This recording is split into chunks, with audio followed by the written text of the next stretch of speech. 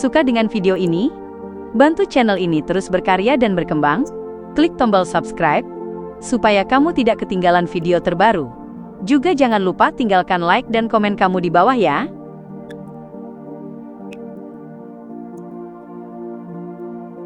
Kau bahkan tidak perlu aku menyebutkannya. Aku sendiri tadi masih agak malu untuk mengangkat topik itu. Klein diam-diam menghela napas lega. Setelah mempertimbangkan persona Gremmen Sparrow, ia berkata dengan tenang, "Aku tidak mengambil keuntungan dari orang lain." Begitu mengatakannya, ia sedikit menyesal. Ia khawatir Vice Admiral Iceberg benar-benar berubah pikiran.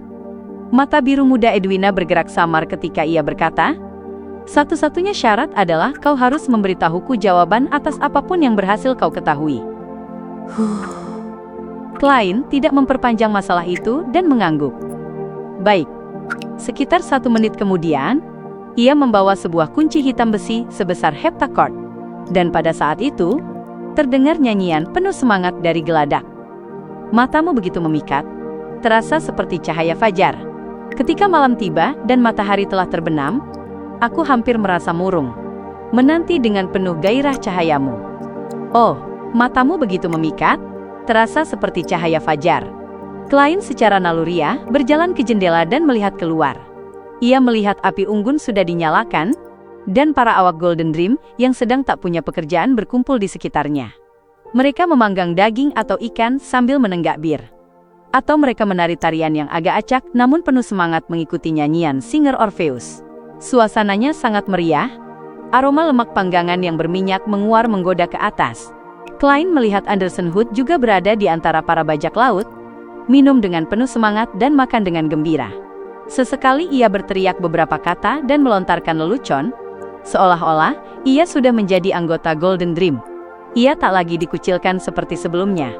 Sementara itu, Danit tidak tampak di antara mereka. Setidaknya, Klein tidak melihatnya di dekat Iron Skin atau Beryl. Selama dia tidak memprovokasi orang lain, Anderson sebenarnya cukup pandai bersosialisasi. Mungkin ini kemampuan pengumpulan informasi seorang conspirer? Ya, mungkin dia sudah memindahkan kebencian itu kepadaku. Aku ingin tahu apakah Danitz akan bekerja keras setelah kejadian ini. Jika dia bisa meningkatkan dirinya dan memperoleh kekuatan yang lebih besar, maka sebagai The Fool, aku tak hanya memiliki diriku sendiri sebagai bawahan. Aku tak perlu selalu tampil sebagai Trinitas. Hehe, keberadaan rahasiaku ini akhirnya memiliki seorang penganut sejati, seseorang yang bisa langsung kuperintah melakukan sesuatu, meski itu hanya Danitz. Harus kuakui, tetap saja cukup menyedihkan. Saat Klein merenungkan hal itu, ia menyiapkan ritual untuk mengorbankan kunci raksasa di atas kabut abu-abu. Pada saat itu, persepsi tubuh rohnya terpicu, dan ia secara naluriah mengaktifkan Spirit Vision serta menoleh ke samping. Tulang-tulang putih terlempar ke atas dan membentuk sosok utusan dengan api hitam di rongga matanya. Setengah tubuh utusan itu berada di geladak bawah, sehingga hampir sejajar dengan Gremmen Sparrow tanpa menembus langit-langit. Namun, telapak tangan yang memegang surat tetap besar, seolah-olah dengan mudah bisa membungkus kepala Klein. Tuan Azik kali ini cukup cepat membalas. Klein dengan sopan mengangguk, menerima surat itu, dan membukanya. Baru saja ia hendak membacanya, ia tiba-tiba menyadari bahwa utusan kerangka itu tetap berdiri di sana. Ia tidak menghilang setelah mengantarkan surat. "Ada sesuatu?" tanya Klein dengan terkejut. Begitu mengatakannya, sebuah ide melintas di benaknya dan ia segera menambahkan, "Jika perlu balasan, aku akan memanggilmu lagi." Kepala besar utusan kerangka itu mengangguk. Lalu tubuhnya runtuh seperti air terjun sebelum kembali ke dunia bawah. Nyonya Reinette Tiniker sebelumnya juga menungguku memberikan balasan. Begitu pula utusan kerangka kali ini. Apakah ini semacam peraturan baru yang diberlakukan dunia utusan? Cuih, tidak ada yang namanya dunia utusan. Mereka semua dipanggil secara individual, dan sebagian besar utusan hanya bekerja paruh waktu. Ya, utusan kerangka itu tadi memberiku perasaan terzolimi. Klein menggelengkan kepala tanpa banyak berpikir, sebelum memusatkan perhatian pada surat Tuan Azik. Singkatnya, menjadi dewa dimulai sejak seseorang naik ke urutan 4. Itu adalah proses evolusi yang lambat menuju makhluk mitologis. Proses ini berakhir pada urutan 2. Oleh karena itu, terdapat perbedaan kualitatif antara malaikat dan santo. Pada zaman kuno, yang pertama bahkan disebut sebagai dewa bawahan. Setiap demigod, termasuk santo dan malaikat, memiliki wujud mitologisnya sendiri. Itu adalah bentuk non-manusia yang merupakan campuran pengetahuan kompleks, karakteristik keilahian, dan simbol-simbol rahasia. Orang biasa akan menderita kerusakan luar biasa hanya dengan sekali pandang, hingga kehilangan kewarasan. Dan seiring kekuatan demigod bertambah, kerusakan itu semakin kuat dan tak tertahankan. Oleh karena itu, makhluk pada tingkat ini harus terus-menerus mengendalikan diri, agar tidak menampakkan bentuk tersebut, atau hanya dengan keberadaan mereka saja dapat membawa bencana bagi sekitarnya. Bagi demigod, salah satu ciri utama kehilangan kendali adalah hilangnya rasionalitas. Ketika itu terjadi, mereka tak lagi mampu menahan wujud makhluk mitologis mereka. Namun, wujud mitologis seorang santo belumlah lengkap. Masih ada ciri-ciri jelas dari ras asal mereka. Secara ketat, seseorang baru benar-benar menjadi makhluk mitologis sejati setelah mencapai urutan 2. Entah darah yang diinginkan Nyonya Hermit itu darah makhluk mitologis dalam arti sebenarnya, atau kriteria itu bisa dilonggarkan. Aku ingin tahu, apakah darah plasenta dari kelahiran Will Auceptine dihitung? Dia adalah Snake of Fate urutan 1, makhluk mitologis absolut, hanya saja tidak dalam bentuk yang benar. Aku akan mengumpulkan lebih banyak hal sebelum menulis di bangau kertas untuk menanyakannya. Ya, hanya tersisa 2 kali lagi, jadi harus kugunakan untuk hal yang serius. Namun, aku akan segera kembali ke Backlund. Dengan pemikiran itu, Klein diam-diam menghitung kapan Will Auceptine akan lahir. Ia tidak mengingatnya secara akurat, tetapi berdasarkan kesannya, Will Auceptine dikandung November lalu, dan sekarang baru pertengahan April. Jadi dia akan lahir bulan Juli? Mungkin lebih awal, pikir Klein tanpa kepastian besar. Bagaimanapun, di kehidupan sebelumnya ia tidak memiliki pacar atau istri, apalagi anak. Ia segera menyingkirkan pikiran-pikiran itu dan mulai menyiapkan ritual. Ia mengorbankan kunci raksasa itu kepada dirinya sendiri. Alasan ia tidak menggunakan tubuh roh untuk membawanya hanyalah karena benda itu terlalu berat. Tak lama kemudian, ia tiba di atas kabut abu-abu. Ia membuat kunci hitam besi itu terbang ke atas permukaan meja perunggu dan memeriksanya dengan serius beberapa kali. Setelah memastikan tidak ada keanehan, ia mewujudkan pena dan kertas lalu menulis pernyataan ramalan. Tempat yang berhubungan dengan kunci ini. Dengan kertas di tangan dan lengannya melingkari kunci, Klein bersandar di kursinya dan tertidur sambil melantunkan mantra. Kali ini, dunia abu-abu berkabut terlebih dahulu menampilkan layar transparan yang terdistorsi. Saat pemandangan diperbesar, ia segera muncul di hadapan sebuah pintu setinggi 10 meter. Pintu itu didominasi warna abu-abu dan biru, dan di kedua sisinya terukir berbagai simbol, label, serta pola. Semuanya tampak agung dan misterius. Cahaya senja bersinar samar, mewarnai pintu itu dengan kesan kemerosotan yang jelas. Seolah-olah siang hari telah pergi dari dunia, digantikan hanya oleh senja abadi. Segera setelah itu, Klein menyadari bahwa pada celah di sisi kiri pintu, pada ketinggian 3 hingga 4 meter, terdapat sebuah lubang hitam pekat sebesar kepalan tangan orang dewasa. Pemandangan itu segera hancur saat Klein membuka matanya. Pintu yang mirip dengan biara hitam, tetapi dengan warna berbeda. Cahaya senja. Tafsirku, itu melambangkan salah satu pintu khusus di istana Raja Raksasa. Ya, layar transparan terdistorsi pertama tadi seharusnya adalah penghalang antara tanah yang ditelantarkan para dewa dan dunia luar. Karena itu, tanpa kabut abu-abu yang menghilangkan gangguan, mustahil melihat pemandangan tersebut melalui ramalan. Klein mengetuk tepi meja berbintik saat membuat penilaian. Ia sudah memutuskan untuk membeli kunci raksasa itu. Setelah bersusah payah membawa 5.000 pound tunai kembali ke dunia nyata, Klein merapikan barang-barang di meja dan menggenggam setumpuk uang tebal. Ia sekali lagi meninggalkan kamarnya dan berjalan menuju kabin kapten. Sebagai Desire Apostle, nilai buruan Kirces setara dengan sebuah kunci dan 1.000 pound. Klein melirik uang di tangannya saat mengetuk pintu Vice Admiral Iceberg lagi. Dengan bunyi berderit, Edwina muncul di ambang pintu. Ketika melihatnya memegang uang tunai, alisnya berkedut dan matanya membesar. Dengan ekspresi yang tampak cerah, Ia berkata, "Kau sudah mendapat hasil?" Klein mengangguk singkat. "Aku sudah memperoleh hasil bahwa kemungkinan besar itu berhubungan dengan istana Raja Raksasa." Istana Raja Raksasa seperti yang disebutkan dalam mitos? Mata Edwina berbinar saat bertanya. Klein mengangguk lembut sebagai penegasan. Bibir Edwina bergetar seolah ingin bertanya lebih lanjut. Tetapi pada akhirnya, ia tidak mengatakan apa-apa. Ia menerima 5.000 pound tunai itu. Ia berbalik melihat deretan rak buku di kabin kapten dan terdiam. Beberapa detik kemudian, ia berkata kepada Klein, "Jika kau tertarik dengan buku-buku ini, kau bisa meminjamnya kapan saja di siang hari." Permintaanku satu-satunya adalah, Klein diam-diam memprediksi apa yang akan dikatakan Vice Admiral Iceberg. "Permintaanku satu-satunya adalah, kau bisa berbicara denganku tentang sejarah kapanpun kau senggang." Edwina berhenti sejenak sebelum menambahkan dengan mata yang tampak berbinar. Klein terkekeh dalam hati dan berkata setelah berpikir sejenak, "Baik, tetapi aku tidak akan menjawab setiap pertanyaan." Sementara itu, ia diam-diam berdoa dalam hati, semoga koleksi Vice Admiral Iceberg memiliki metode untuk membuat jimat tingkat tinggi. Tidak masalah. Sudut mulut Edwina terangkat saat ekspresinya menjadi lebih hidup. "Sampai besok." Klein melepas topinya dan menempelkannya ke dada sambil membungkuk untuk berpamitan. Edwina juga membalas dengan sopan dan serius. "Sampai besok." Backland, Iron Gate Street, di luar Bravehearts Bar.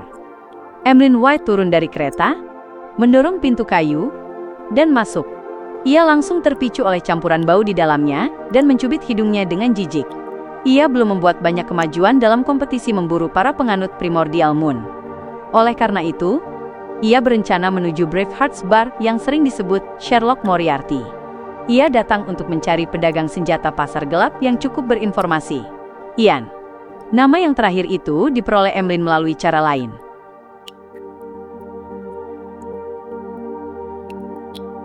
Memutar tubuhnya ke samping, Emlyn menghindari seorang pemabuk yang menerobos maju. Sambil mengibaskan pakaiannya dengan wajah berkerut, ia terus berdesakan menuju meja bar.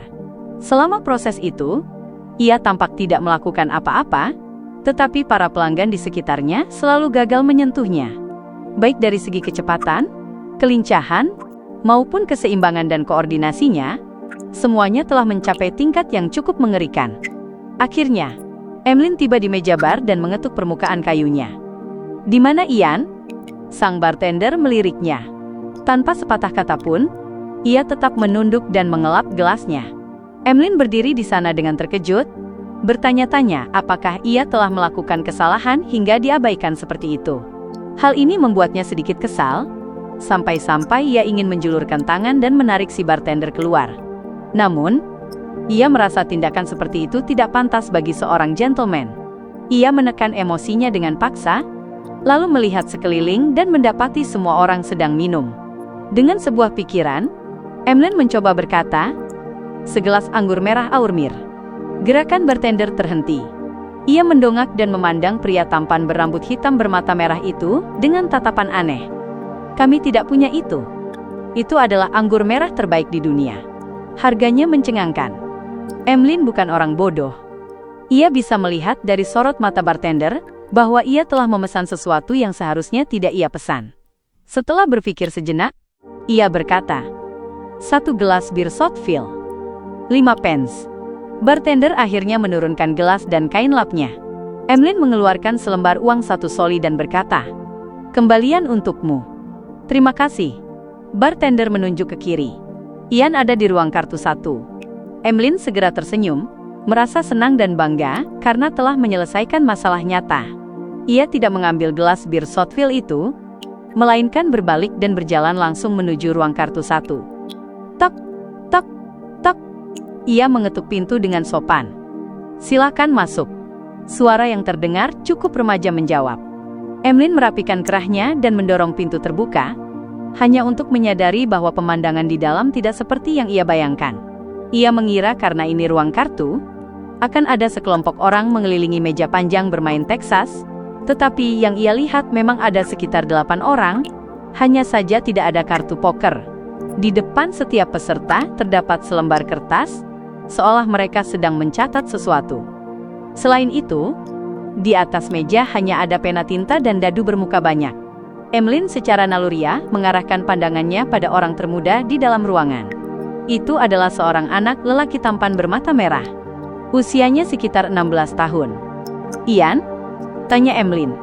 Ian mengangguk sambil tersenyum. "Itu saya. Tuan, ada yang bisa saya bantu? Atau Anda ingin bergabung dengan permainan kami?" "Permainan?" Emlyn balik bertanya. Ian terkekeh.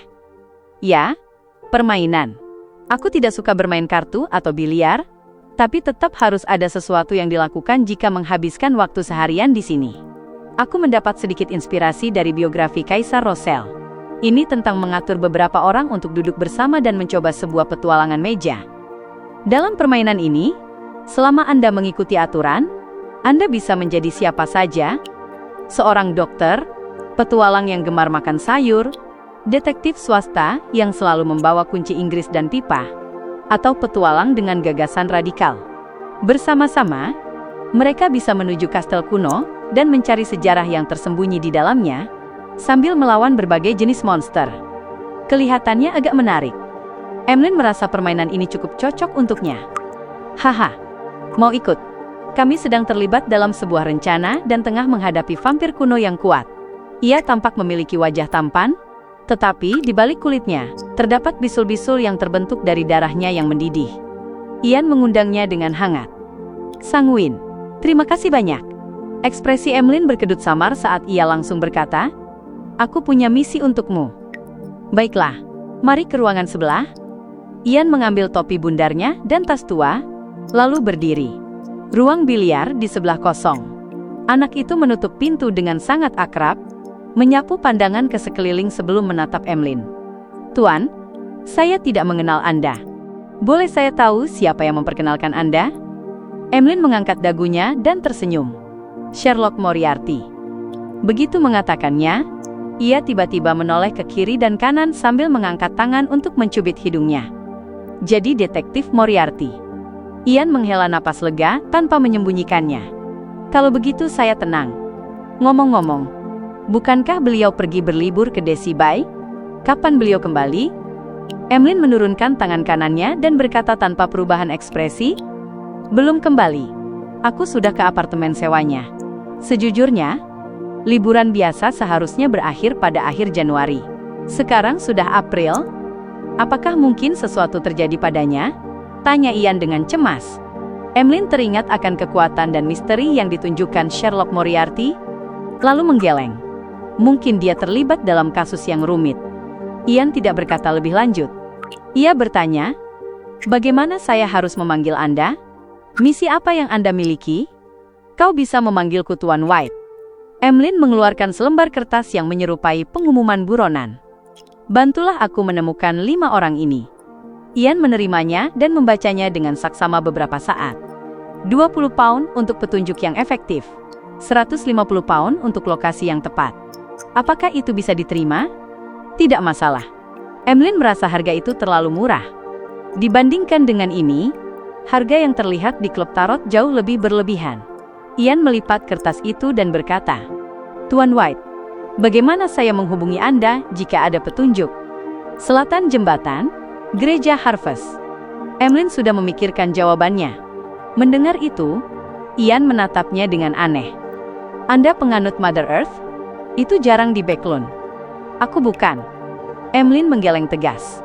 "Aku hanya melakukan kerja sukarela di sana." Tanpa menunggu Ian berbicara, ia bertanya, "Bagaimana kau mewarisi mata merah itu?" Itu adalah sesuatu yang ingin ia tanyakan sejak pertama kali melihat Ian. Sebab, mata merah merupakan ciri khas sanguin pada zaman kuno. Namun, ada masa panjang ketika manusia dan sanguin berhubungan pada zaman keempat. Mereka semua adalah penduduk satu kekaisaran. Karena pergaulan yang luas, banyak keturunan lahir. Jumlah manusia berdarah campuran bermata merah pun meningkat seiring gen mereka diwariskan, menjadikan warna mata itu tidak lagi umum bagi manusia. Singkatnya, setiap manusia bermata merah memiliki leluhur sanguin. Ian menjawab dengan terkejut. "Ayahku. Aku tidak tahu sejauh mana silsilah keluargaku, karena aku dulu gelandangan." Dari kelihatannya, dia tidak ada hubungan dengan sanguin. Emlyn menyerahkan uang muka 20 pound. Merasa sedikit kecewa sebelum berbalik meninggalkan ruang biliar. Setelah ia pergi, Ian tidak segera kembali ke ruang kartu. Sebaliknya, ia menutup pintu dan berkata ke udara, "Detektif Moriarty belum kembali ke Backland. Aku agak khawatir padanya." Sosok tiba-tiba muncul di ruang biliar. Wajahnya pucat dengan fitur halus, mengenakan bonet hitam. Berbalut gaun bangsawan gotik hitam, dia tak lain adalah Reid Sharon. "Dia baik-baik saja," jawab Sharon tanpa sedikit pun perubahan nada. Sosoknya memudar sebelum menghilang. "Kau selalu mengatakan hal yang sama. Jangan bilang kau memang selalu berhubungan dengan detektif Moriarty," gumam Ian pelan sambil mengambil koran di sudut ruangan. Di atasnya terletak Two Soap Times, dan di bawahnya News at Sea. Yang terakhir terutama digunakan untuk melaporkan situasi di berbagai koloni kerajaan Loen dan urusan di laut. Tetapi karena keterbatasan teknologi, News at Sea yang sampai ke Backlund sudah sangat usang. Itu tidak terlalu berguna bagi mereka yang membutuhkannya, sehingga jumlah pelanggan rendah dan bisnisnya merosot. Kemudian, atas saran seorang pemimpin redaksi baru, gaya koran itu berubah. Isinya lebih banyak rumor di laut, serta berbagai hal aneh seputar bajak laut dan petualang. Lebih tampak seperti cerita ketimbang laporan berita sungguhan. Anehnya, perubahan gaya ini justru disambut baik. Karena melibatkan hantu, roh, monster laut, dan harta karun. Itu menjadi pilihan utama orang-orang setengah melek huruf untuk memamerkan pengetahuan mereka kepada yang buta huruf di berbagai bar. Lagi pula, meskipun kisah-kisah itu tampak palsu, semuanya cukup menarik. Ian membalik koran dengan santai tanpa menemukan sesuatu yang menarik. Ia hanya terkesan pada salah satu laporan di News at Sea.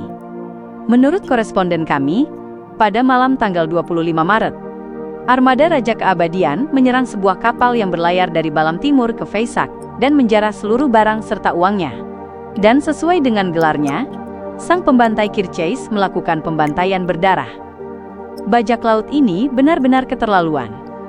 Ian menggeleng dan menurunkan koran. Ia kembali ke ruang kartu dan melanjutkan permainannya. Di luar bar, Emlyn naik ke dalam kereta dan bersandar pada dindingnya sambil melihat lampu-lampu jalan berlalu. Ia kembali mencubit hidungnya dan bergumam dalam hati, "Seorang Wraith, pedagang senjata itu memang penuh sumber daya. Lumayan juga." Emlyn memejamkan mata, merasa lebih berharap pada misi yang dipercayakannya. Sinar matahari masuk dari luar, mewarnai kabin kapten dengan warna keemasan. Edwina duduk di kursi dengan buku di tangan, menatap ke arah seberangnya. "Jadi, kau juga percaya bahwa Kekaisaran Solomon, Trunsos, dan Tudor semuanya pernah berdampingan? Itu adalah syarat yang diperlukan bagi Perang Empat Kaisar," jawab Klein singkat. Ia memegang buku berjudul Kitab Tiga Dunia. Buku itu berasal dari seorang anggota Life School of Thought sebelum akhirnya jatuh ke tangan Vice Admiral Iceberg. Isinya menjelaskan dunia material, dunia roh, dan dunia di luar rasionalitas. Di dalamnya terdapat beberapa informasi tentang jimat, dengan bagian-bagian yang cukup mendalam. Klein membacanya dengan serius untuk bisa lebih baik menggunakan Sigurd Scepter dan Worm of Time. Klein sebenarnya telah menyadari bahwa buku-buku yang dikumpulkan oleh Vice Admiral Iceberg adalah berbagai teks kuno yang cukup tidak sistematis. Hal ini sangat berbeda dari karakteristik gereja God of Knowledge and Wisdom yang mendukungnya. Karena itu, ia menebak bahwa pengetahuan mistisisme internal yang ortodoks dan sistematis dari gereja tersebut tidak dibuka untuk umum. Edwina hendak bertanya lagi ketika ia tiba-tiba menyadari kecepatan jelajah Golden Dream perlahan menurun. Ia melihat keluar jendela, dan setelah beberapa saat berkata dengan tegas, "Kita sudah tiba di Bayam."